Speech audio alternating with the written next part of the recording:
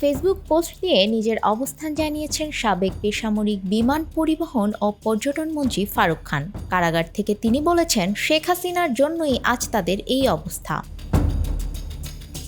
সোমবার বিকেলে নিজের ভেরিফাইড আইডি থেকে দেয়া এক পোস্টে তিনি এসব কথা বলেন। পোস্টে তিনি বলেন, অনেক চেষ্টা করে অনলাইনে এসেছি। জেলের চার দেয়াল আমাদের নিঃসত্তার সামনে দাঁড় করায়।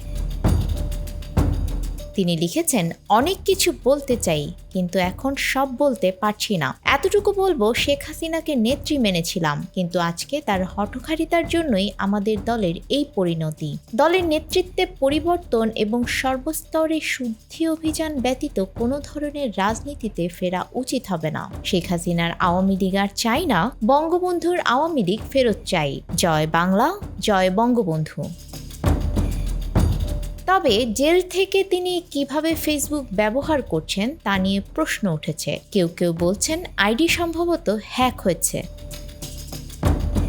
গত 14 অক্টোবর গভীর রাতে রাজধানীর ক্যান্টনমেন্ট এলাকা থেকে সাবেক বেসামরিক বিমান পরিবহন ও পর্যটন মন্ত্রী মোহাম্মদ ফারুক খানকে র্যাব গ্রেপ্তার করে। তিনি আওয়ামী লীগের সভাপতিমণ্ডলীর সদস্য।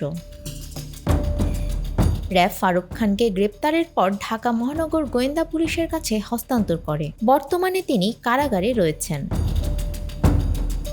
ছাত্র জনতার আন্দোলনের মুখে গত 5 আগস্ট শেখ হাসিনা প্রধানমন্ত্রীর পদ থেকে পদত্যাগ করে দেশ ছাড়েন। এরপর থেকে তার মন্ত্রিসভার সদস্য ও আওয়ামী লীগের অনেক নেতা আত্মগোপনে গেছেন। তাদের কেউ কেউ গ্রেপ্তার হয়েছেন, আবার অনেক নেতা দেশ ছেড়েছেন বলে খবর আসে।